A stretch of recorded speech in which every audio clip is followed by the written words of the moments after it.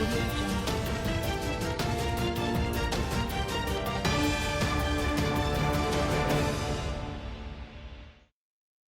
Hello everyone and welcome to another episode of daily market rundown, जहां पर हम discuss करते हैं about all the important news and events that has happened in the market today. तो आज सबसे पहले हम बात करेंगे about the news of gold and silver. तो आज सिल्वर ने अपना 4 लाख का लेवल क्रॉस किया है एंड गोल्ड भी 1.75 लाख पे आ गया था।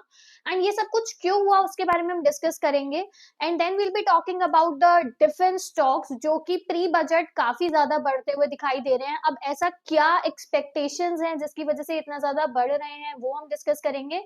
Then will be talking about the metal stocks and most specifically Hindustan copper जो आज 18% तक बढ़ा लगभग। एंड इतना ज्यादा राइज मेटल स्टॉक्स में क्यों है। And finally and most importantly will be talking about the economic survey जो आज आया एंड उसने किन चीजों पर सिग्नल किया उस पर हम एक डिस्कशन करेंगे।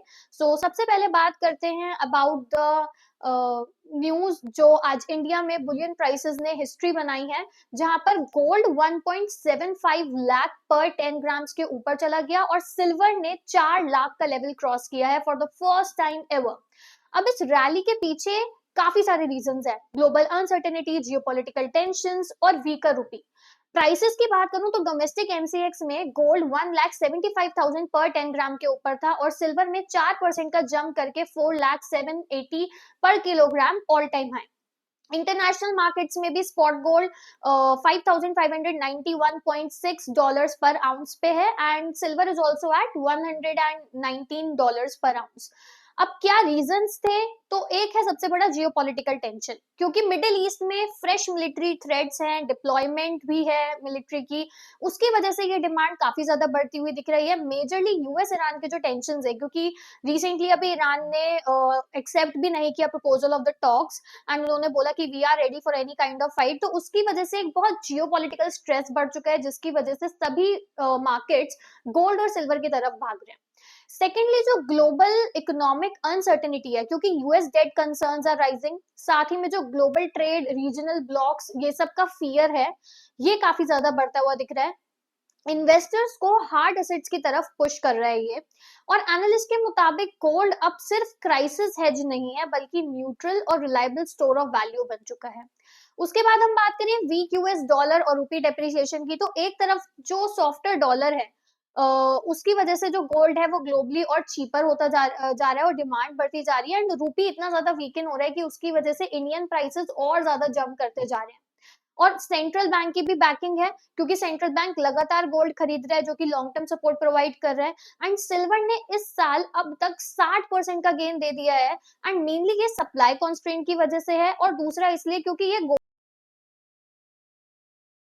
शिफ्ट हो रहे हैं। ओवरऑल अगर हम देखें तो ईयर टू डेट 2026 में गोल्ड 27% बढ़ चुका है एंड सिल्वर भी 2026 का बेस्ट परफॉर्मिंग एसेट रहा है। तो Boolean markets clearly bull phase में है, ये तो हम देख ही पा रहे हैं। गोल्ड और सिल्वर को सपोर्ट मिल रहा है क्योंकि फियर, अनसर्टेनिटी, करेंसी वीकनेस, इस सब की वजह से जो प्रेशियस मेटल्स हैं वो काफी ज्यादा बढ़ते हैं। एंड देन हम बात करते हैं about the second news for today. तो कल हमने देखा कि डिफेंस स्टॉक्स काफी ज्यादा बढ़ रहे थे। अब ये कहा जा रहा है कि ये प्री बजट रैली है। निफ्टी इंडिया डिफेंस भी एक ही सेशन में 6% से भी ज्यादा जंप किया एंड इन्वेस्टर्स बजट को इसका एक रीजन मान रहे हैं। तो मार्केट्स में क्या हुआ बेसिकली कि कल निफ्टी डिफेंस इंडेक्स 6.9% तक बढ़ा एंड मेजर गेनर्स जो थे वो थे Data Patterns by 13%, BEML by 10%, Solar Industries 9%, Midhani 9% and BEL 9%। सारे इंडेक्स कॉन्स्टिट्यूएंट्स ग्रीन में बंद हुए थे, जो कि ब्रॉड बेस्ड बाइंग और स्ट्रॉन्ग सेंटिमेंट शो करता है। अब डिफेंस क्यों रैली कर रहा था? क्योंकि जो बजट हम एक्सपेक्ट कर रहे हैं उससे बहुत बड़ी एक्सपेक्टेशन है। डिफेंस को बजट में एक प्रायोरिटी सेक्टर माना जा रहा है एंड एक्सपर्ट्स के अकॉर्डिंग 20 से 25% ग्रोथ हम एक्सपेक्ट कर सकते हैं डिफेंस के कैपिटल आउटले में। एंड इसमें मेजर फोकस एरियाज होंगे indigenisation, UAV, anti drone system and जो एडवांस टेक है like AI, robotics and space. तो एक केपेक्स अगर बढ़ेगा तो इसका सीधा सीधा मतलब है कि डिफेंस के लिए ऑर्डर्स बढ़ेंगे, विजिबिलिटी बढ़ेगी, मल्टी ईयर ग्रोथ आ सकती है कंपनीज के लिए। और हाल ही में जो इंडिया और ईयू की डिफेंस और सिक्योरिटी पार्टनरशिप हुई है, तो उसमें भी जो इंडिया है उसको काफी ज्यादा बेनिफिट मिल सकता है। इससे टेक्नोलॉजी कोलैबोरेशन बढ़ सकता है, इंडस्ट्रियल डिफेंस कॉपरेशन बढ़ सकती है, इंडियन कंपनीज की एंट्री ईयू के 150 बिलियन यूरोस के सेफ प्रोग्राम्स में हो सकती है। एंड आने वाला security of information agreement which is the SOIA, joint manufacturing और एक्सपोर्ट्स को बूस्ट कर सकता है। तो लॉन्ग टर्म ग्रोथ आउटलुक और ज्यादा स्ट्रॉन्ग हो जाता है इंडियन डिफेंस मैन्युफैक्चरर्स के लिए। फिर अगर मैं क्वार्टर थ्री के नंबर्स की बात करूं तो वो भी काफी स्ट्रॉन्ग है। जैसे हमने बीईएल के नंबर्स देखे तो रिसेंटली उसमें नेट प्रॉफिट 20% बढ़ा, रेवेन्यू भी 24% तक बढ़ा, मैनेजमेंट कमेंट्री भी काफी अच्छी रही। एचएएल, बीईएल जैसे काफी बड़े प्लेयर्स की बहुत पॉजिटिव मैनेजमेंट कमेंट्स रहे, तो उसकी वजह से ऑब्वियसली इन्वेस्टर का कॉन्फिडेंस बढ़ा। And long term procurement pipelines और प्रिडिक्टेबल डिफेंस स्पेंडिंग कंपनीज को कैपेसिटी एक्सपेंशन और टेक इन्वेस्टमेंट के लिए इनकरेज कर रही है। अगर मैं प्री बजट पोजिशनिंग की बात करूं और बास्केट बाइंग की बात करूं तो इन्वेस्टर्स प्री बजट पोजिशनिंग कर रहे हैं, हम क्लियरली देख सकते हैं। बास्केट बाइंग और delivery based accumulation clearly visible थी। एंड ये सिर्फ शॉर्ट टर्म ट्रेड नहीं है बल्कि लॉन्ग टर्म कन्विक्शन को दिखाता है। ओवरऑल एक परफेक्ट स्टॉर्म आ रहा है डिफेंस स्टॉक में। पॉलिसी सपोर्ट है, ग्लोबल पार्टनरशिप है, अर्निंग्स काफी अच्छी हैं, बजट ऑप्टिमिज्म काफी हाई है। सो लेट्स सी कि बजट के बाद भी ये चीज ऐसे रहती है या नहीं रहती है। एंड उसके बाद हम बात करते हैं हिंदुस्तान कॉपर के शेयर्स के बारे में, जो आज नियरली 18% तक बढ़े एंड मेटल इंडेक्स भी अपने रिकॉर्ड हाई पर था। तो अगर इसके रीजंस हम डिस्कस करें तो मेटल स्टॉक्स में नाल्को, हिंडाल्को, वेदांता, टाटा स्टील, एनडीएमसी, इनमें सब में बहुत स्ट्रॉन्ग परफॉर्मेंस आई। टॉप गेनर्स की मैं बात करूं आज के तो हिंदुस्तान कॉपर काफी ज्यादा बढ़ा, Nalco, Jindal Steel, Hindalco, Vedanta, NMDC, Tata Steel, SAIL, Hindustan Zinc, JSW, ये सब 1 से 4% के बीच में बढ़े। बट हिंदुस्तान कॉपर इतना ज्यादा क्यों बढ़ा? क्योंकि एक तो हिंदुस्तान कॉपर ने Bagwari Khirkhori copper and mineral block which is MP, इसका प्रेफर्ड बिडर बन गया है हाईएस्ट प्राइस ऑफर करके। एंड इससे long term copper supply visibility strong हो जाती है। सेकेंडली कॉपर प्राइसेस बहुत बढ़ रहे हैं। कॉपर ने 2025 में 60% गेन दिया, क्योंकि मेनली उसकी डिमांड बढ़ रही है, as we discuss in our previous videos also, कि कॉपर की डिमांड बढ़ रही है क्योंकि ईवी की डिमांड बढ़ रही है, एनर्जी ट्रांजिशन हो रहा है, टाइट ग्लोबल सप्लाई है। एंड एक पॉजिटिव सेंटिमेंट भी हम देख सकते हैं of the domestic metal rally जो बूस्ट करता है। साथ ही में ओवरऑल जितने भी प्रेशियस मेटल्स हैं वो सब रैली कर ही रहे हैं। ऑल्सो जो मैटर करता है वो है बजट की एक्सपेक्टेशन, क्योंकि इन्वेस्टर्स एंटिसिपेट कर रहे हैं कि माइनिंग, मैन्युफैक्चरिंग और इंफ्रा, इन सबको सपोर्ट मिल सकता है। And budgetary tailwinds like metal demand and stock valuations, ये इन सबको बूस्ट करता है। काफी सारे मैक्रो इंडिकेटर्स भी हैं। सो ओवरऑल रैली जो है प्रॉपर रीजन बेस्ड है। हिंदुस्तान कॉपर क्लियरली रैली का लीडर है, लेकिन ब्रॉड मेटल स्टॉक्स भी इसी स्ट्रक्चरल डिमांड और प्री बजट पोजिशनिंग का फायदा उठा रहे हैं। And lastly, we have the most important news for today, which is about the economic survey जो कि फाइनेंस मिनिस्टर निर्मला सीतारमन ने आज लोकसभा में लेकर आया। एंड सर्वे के मुताबिक इंडिया की इकोनॉमी FY27 में 6.8 to 7.2% तक ग्रो कर सकती है despite the global uncertainty. Overall जो ग्रोथ आउटलुक दिया गया है वो ये है कि FY27 में जो जीडीपी ग्रोथ होगी वो 6.8 से 7.2% तक होगी। इन्वेस्टमेंट, कंजम्पशन और इंफ्रास्ट्रक्चर एक्टिविटी से सपोर्ट मिलेगा। FY26 जीडीपी ग्रोथ जो होगी वो 7.4% तक होगी। इसमें फर्स्ट एडवांस एस्टिमेट्स हैं, पुराने जो प्रोजेक्शंस हैं ये उससे बेटर है और प्रीवियस ईयर से भी ज्यादा स्ट्रॉन्ग है।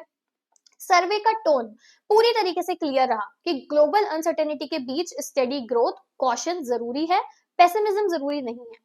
अगर मैं फिस्कल और मैक्रो इकोनॉमिक परफॉर्मेंस की बात करूं तो फिस्कल डेफिसिट FY25 में 4.8% था जीडीपी के, बजट टारगेट से बेटर परफॉर्मेंस हुई। और FY26 में जो फिस्कल डेफिसिट टारगेट है वो 4.4% है, विच इज रीअफर्म। अब डेफिसिट क्यों इंप्रूव हुआ, इसके कुछ रीजंस हैं। एक तो स्ट्रॉन्ग जीएसटी और डायरेक्ट टैक्स कलेक्शंस की वजह से, साथ में टैक्स रिफॉर्म्स की वजह से, और एक हायर केपेक्स के बावजूद रेवेन्यू बियॉन्सी की वजह से। साथ ही में क्रेडिबिलिटी बूस्ट भी रहा, क्योंकि 2025 में 3 क्रेडिट रेटिंग अपग्रेड्स हुए, including S and P upgrade to BBB. And ये 2 डिकेड्स में फर्स्ट मेजर अपग्रेड है, जो कि बहुत स्ट्रॉन्ग सिग्नल है on the fiscal and the macro stability. अगर मैं रूपी, एक्सपोर्ट और एक्सटर्नल एनवायरमेंट की बात करूं तो सर्वे ने कहा कि रूपी is punching below its weight. India के स्ट्रॉन्ग फंडामेंटल्स फुली रिफ्लेक्ट नहीं हो रहे हैं due to global volatility and US tariffs के बाद भी ग्रोथ रेजिलिएंट नहीं है रही है एंड इंडिया ने एक्सपोर्ट मार्केट्स में डाइवर्सिफाई किया है, जैसे कि हमने अभी इंडिया ईयू पैक्ट देखा था, साथ ही में यूएस के साथ भी ट्रेड नेगोशिएशंस अभी ऑनगोइंग है। मतलब कि जो एक्सटर्नल शॉक्स हैं उसके बावजूद भी इंडिया ने बैलेंस बनाए रखा है। अभी जो मेजर ग्रोथ आएगी वो ये है कि डोमेस्टिक डिमांड बढ़ी है, क्योंकि कंजम्पशन जो है हमारी 60% है जीडीपी के। साथ ही में मिडिल क्लास स्पेंडिंग और सर्विस डिमांड भी ग्रो हो रही है एंड ये कोर इंजन है हमारी ग्रोथ का। अगर मैं इन्वेस्टमेंट और केपेक्स की बात करूं तो गवर्नमेंट केपेक्स नियरली 4% है जीडीपी का एंड इंफ्रास्ट्रक्चर एंड मैन्युफैक्चरिंग पे एक सस्टेन पुश भी है। सेक्टोरल परफॉर्मेंस की अगर मैं बात करूं तो मैन्युफैक्चरिंग, सर्विसेज, कंस्ट्रक्शन तीनों ने रेजिलियंस दिखाई है एंड रिसेंट क्वार्टर्स में ग्रोथ मोमेंटम भी इंप्रूव हुआ है। बट अगर हम 2026 के आउटलुक में कुछ ग्लोबल रिस्क सिनेरियोज देखें तो सर्वे ने 3 ग्लोबल सिनेरियोज आउटलाइन किए हैं। सबसे पहला मैनेज अनसर्टेनिटी जो कि 40 से 45% है। इसमें क्या है कि ग्रोथ कंटिन्यू होगी बट कुछ फ्रेजाइल कंडीशंस हैं, ऑल्सो कुछ फ्रीक्वेंट पॉलिसी इंटरवेंशंस हैं जिनकी नीड होगी।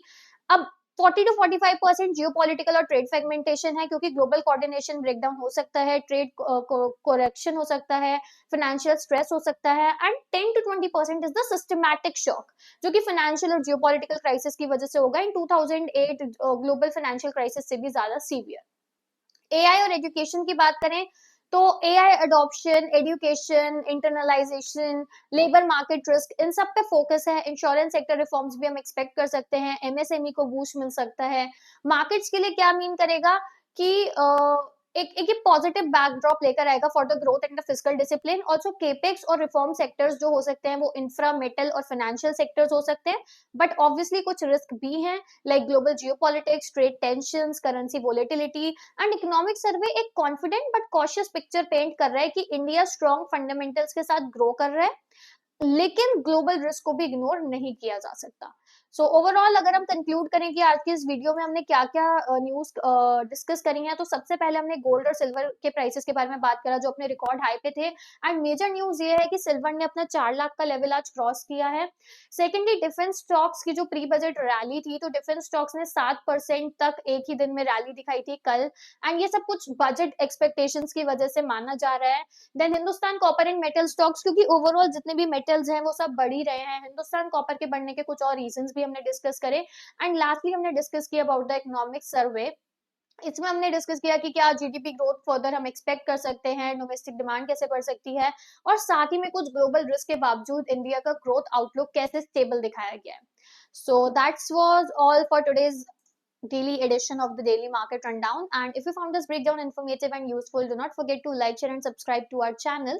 Also share it with your investing circle, and I'll be back with another video.